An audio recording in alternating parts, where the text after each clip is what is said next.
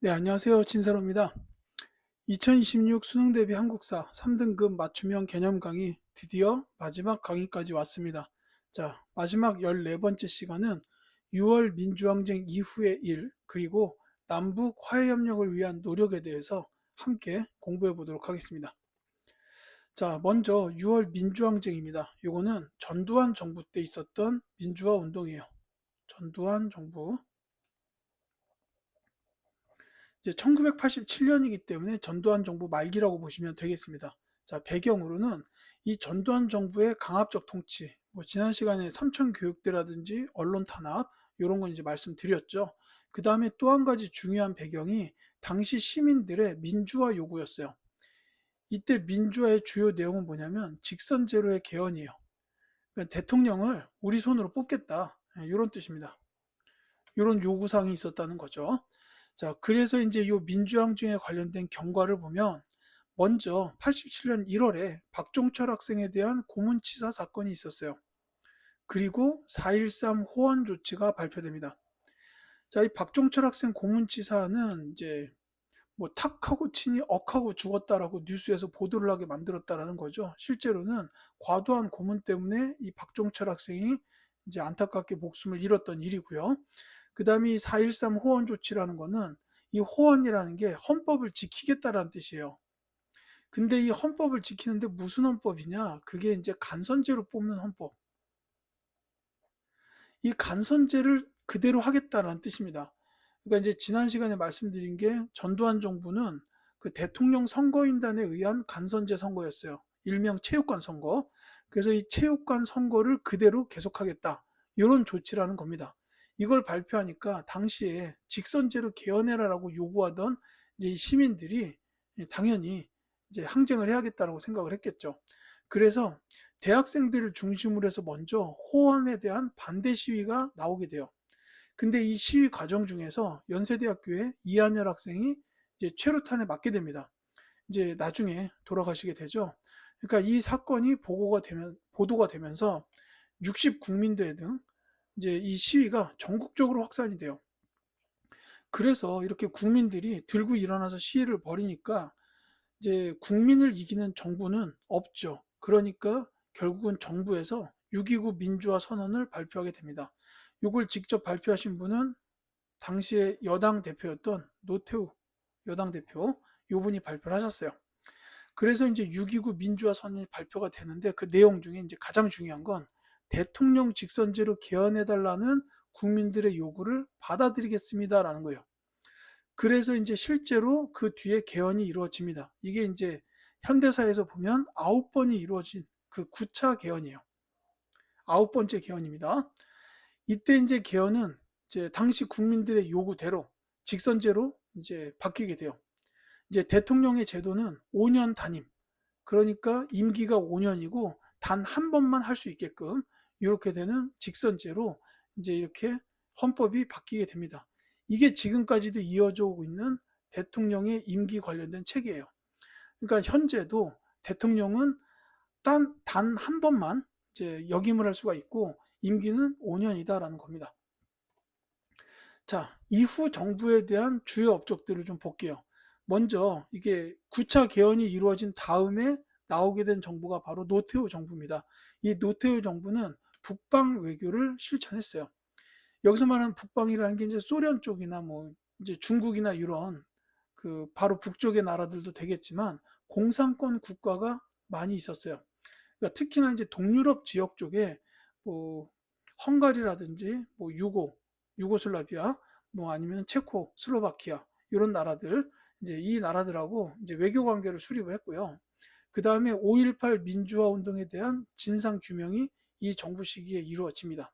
그 다음에 김영삼 정부의 죄송합니다. 노태우 정부에서 한 가지 더 기억하셔야 되는 게 3당 합당이 있어요. 이건 업적이라고 말하기는 좀 그렇고 정치적인 일 정도로 보시면 되죠. 이 3당 합당을 통해서 당시에 이제 여당 민주정의당하고 그 다음에 두 야당이 합쳐서 민주자유당으로 그래서 이제 새로운 여당인 민주자유당이 이때 창당이 됩니다. 그리고 이제 당시에 합당이 됐던 야당에서 이제 김영삼 대표가 계셨는데 이분이 이제 합당이 되면서 민주자유당의 총재, 당대표가 되죠. 그래서 이제 그 다음 선거에서는 이 민주자유당의 후보로 김영삼 후보가 나와서 당선이 됩니다. 이 내용이 이제 2025학년도 수능에 출제가 됐었어요. 그래서 수립된 김영삼 정부에서는 이제 경제 관련된 업적 두 가지가 상당히 중요합니다. 금융실명제를 실시했다라는 거예요. 그전에는 통장이 그냥 아무 이름으로나 가입이 가능했어요. 근데 이제 이 금융실명제가 실시된 후부터는 이제 통장의 그 개설할 이름이 반드시 본인 이름이어야 되는 이런 제도가 금융실명제죠. 요거는 이제 불법적인 지하 경제를 이제 척결하기 위해서 이 금융실명제를 실시했다고 보면 되겠습니다. 그래서 이때 이제 지하 자금들이 많이 이렇게 이제 양성화가 되는 그런 결과가 나왔죠. 또 한 가지는 이제 OECD 경제협력개발기구에 가입했다라는 것도 있어요. 이제 당시에 OECD는 이제 선진국들만 들어갈 수 있는 경제단체였다라고 이렇게 이제 인식이 돼 있었어요. 그래서 우리나라가 OECD에 가입했다라는 거는 우리나라가 이제 선진국 대열로 들어가는구나 이렇게 생각할 수 있었던 일이기도 했습니다. 자, 그 뒤에 나왔던 김대중 정부는 최초의 평화적 정권 교체를 이뤄내요. 이거는 정치사적으로는 좀 중요하죠. 그전에는 이제 정권이 교체되는 일이 별로 없었어요. 그러니까 여당에서 대통령 후보가 나와서 당선이 되면 그건 정권 교체가 아니죠. 여당이 여당으로 이어진 거니까. 그리고 그렇지 않다면은 평화적이지가 않았어요. 뭐 군사정변 같은 걸로 정권을 잡는 이런 일들만 있었던 건데 이 김대중 정부에 들어올 때는 이 김대중 후보가 야당의 대통령 후보로 나와서 여당의 후보 이회창 후보를 꺾고 대통령에 당선이 됩니다. 그래서 이제 평화적 정권 교체라고 이제 얘기가 되는 거예요. 그리고 또 한 가지로는 이제 IMF 체제를 극복했다라고 돼 있는데 이 IMF가 이제 국제통화기금이죠. 이제 김영삼 정부 말기에 우리나라의 외환 보유고 그러니까 가지고 있는 외국 돈이 급격하게 감소를 했어요. 그래서 이제 심각하게 경제 위기가 오니까 이 IMF 국제통화기금에서 긴급 구제 금융 지원을 합니다.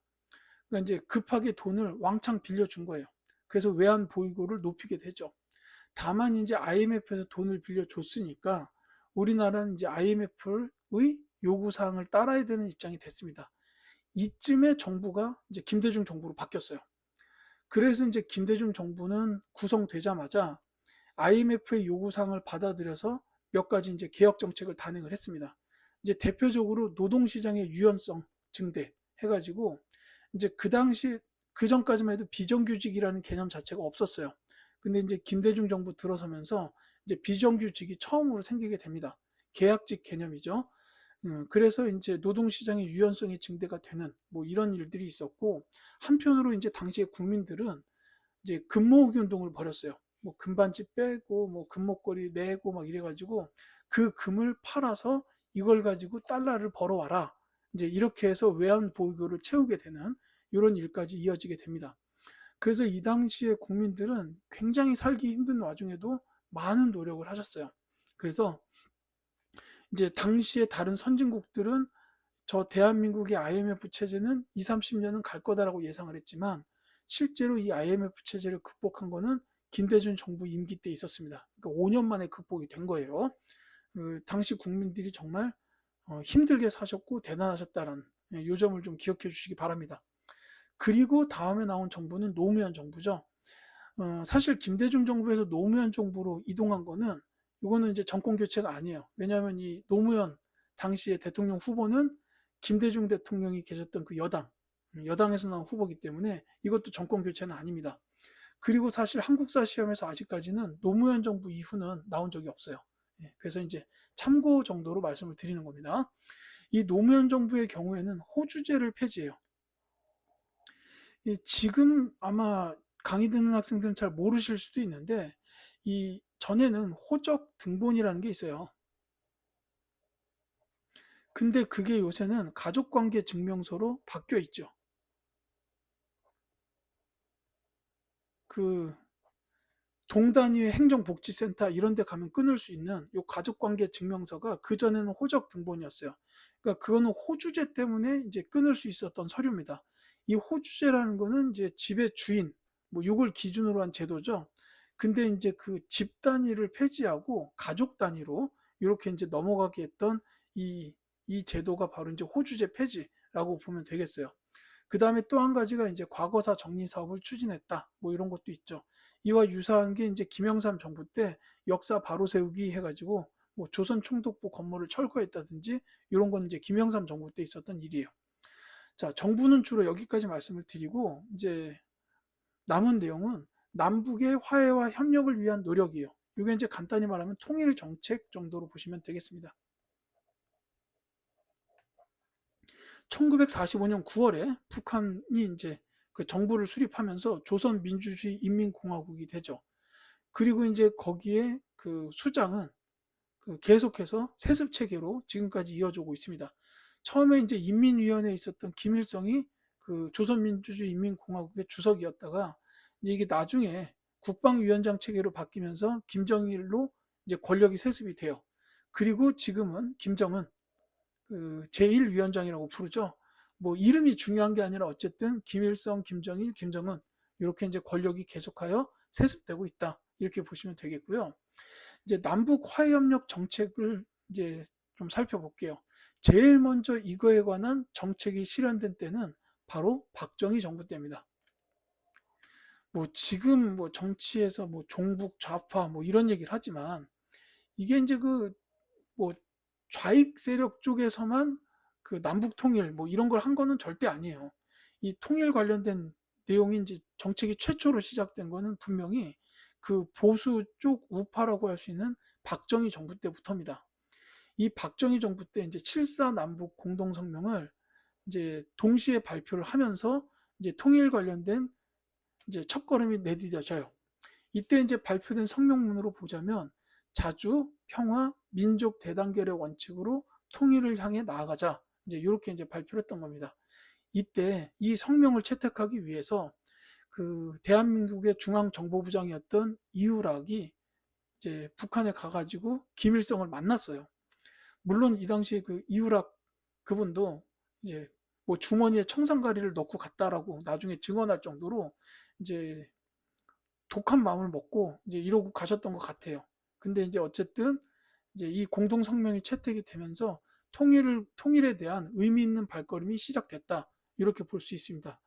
물론 하지만 이제 이게 그 우리 대한민국 쪽에서는 유신 체제를 수립하는데 이제 이어지고 이제 북한 쪽에서는 요걸 갖다가 자기네 체제를 선전하는 데다 쓰고 뭐 이랬던 그런 부분은 분명히 있지만 어쨌든 통일 관련된 최초의 노력이다. 이것만큼은 꼭 기억해 주시기 바랍니다.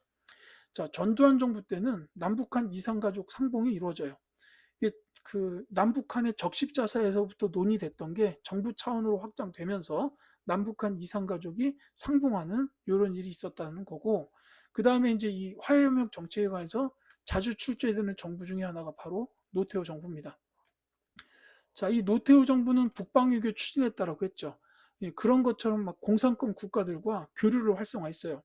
그러니까 남북 정책도 여기에 이제 맞춰서 중요한 일들이 이루어졌는데 남북한의 유엔 동시가입, 그 다음에 남북 기본합의서가 채택됐다라는 이런 내용이 있습니다. 그리고 이 남북 기본합의서에 보면 뭐 한반도 비핵화 관련된 내용도 들어있고 굉장히 좀 의미 있는 이런 합의서가 채택이 됐었다라는 거예요. 자, 그 다음에 이제 김대중 정부 때는 이제 뭐 이 기본적인 남북 정책은 햇볕 정책이었어요. 대북 화해협력 정책, 이 햇볕 정책이었는데 뭐 금강산 관광 사업도 이루어져요. 금강산의 해로 관광, 그 다음에 이제 그 뒤에 노무현 정부 때는 육로 관광도 이루어집니다. 근데 그런 것보다도 더 중요한 건 바로 이 밑에 나와 있는 제1차 남북 정상회담 그리고 6.15 남북 공동선언이에요. 매우 중요합니다. 그러니까 이제 남북 화해협력 정책 관련돼서 시험에 가장 많이 나왔던 정부는 노태우 정부와 김대중 정부예요.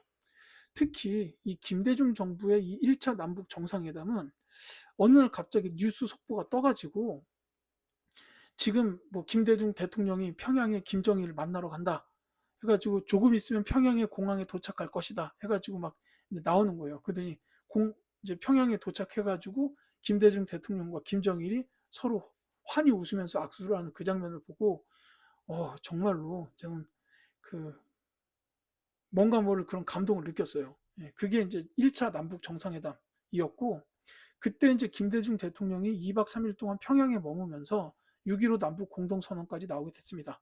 예, 이거 기억해 주시고요.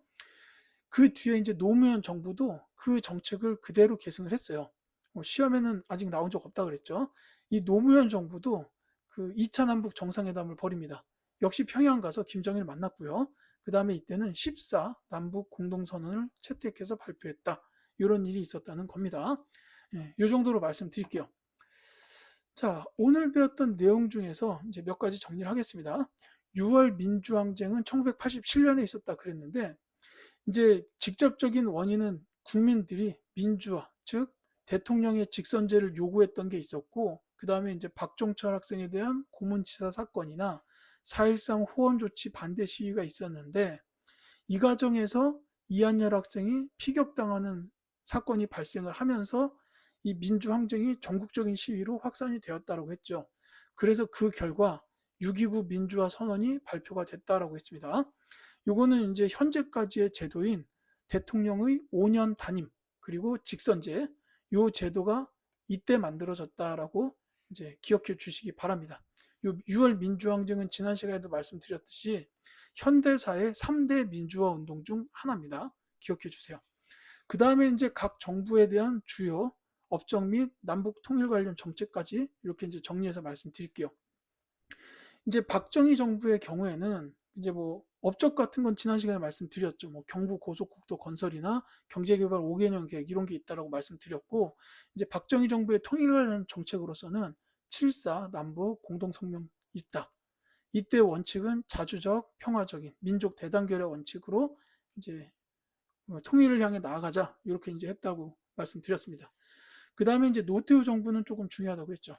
노태우 정부는 통일 관련해서 남북 기본합의서를 채택했다라는 사실 그리고 남북한 유엔 동시가입 요거를 이뤄냈다라는 점 꼭 기억해 주시고요. 김영삼 정부의 경우에는 경제 관련된 업적이 중요해요. 금융실명제를 시행했고 OECD 즉 경제협력개발기구에 가입했다라는 거 기억해 주시기 바라고요. 그 다음에 이제 김대중 정부는 최초의 평화적 정권 교체라는 이제 정치사적 의의도 있고요. 그 다음에 IMF 체제를 극복했다라는 의의도 있고, 그 다음에 통일 관련된 부분으로서 1차 남북 정상회담을 했고, 6.15 남북 공동선언을 발표했다라는 것. 그러니까 특히 김대중 정부에 대해서는 기억해야 될 부분이 조금 많네요. 근데 이제 다음 중 이 정부에서 시행했던 일로 옳은 것은 해가지고 나올 가능성이 높기 때문에 이제 김대중 정부는 모든 걸 다 기억해 주시기를 부탁드립니다. 자, 이렇게 해서 이제 14번째 강의까지를 모두 마치게 되었습니다. 그러니까 이제 14강으로 이루어진 이제 3등급 맞춤형 개념 강의가 이것으로 모두 끝났어요. 이제 아마도 제 다음 콘텐츠는 이 강의를 10분 단위로 요약한 10분 한국사 콘텐츠가 될 겁니다. 이제 그거는 좀 시간을 두고 나중에 찾아뵐 예정이에요. 어쨌든 이 강의를 들어주신 학생분들께 진심으로 감사를 드립니다. 마지막으로 말씀드리고 싶은 거는 물론 한국사라는 이 과목이 우리나라 사람으로서 꼭 갖춰야 할 교양이고 인문학이지만 이제 수험생의 입장에서는 이 한국사 과목보다는 국영수에 먼저 집중하는 게 옳지 않겠느냐라는 생각은 들어요. 어쨌든 제가 이 컨텐츠를 기획한 의도도 그렇고 최종 목적은 여러분들이 좋은 성적을 받아서 좋은 대학을 가는데 거기에 있기 때문에 이제 이 한국사 내용은 이렇게 한 번만 정리를 해주시고 이제 남은 시간에는 국어, 수학, 영어, 탐구 영역 여기에 이제 좀 더 전력을 기울여 달라라는 이 부탁을 드립니다. 그래서 올해 있을 그 2026학년도 수능 시험에서 모두가 좋은 성적을 받기를 저는 진심으로 기원하고 있겠습니다. 그때까지 열심히 공부하시고요. 다른 컨텐츠를 통해서 또 찾아뵙도록 하겠습니다. 지금까지 들어주셔서 진심으로 감사합니다.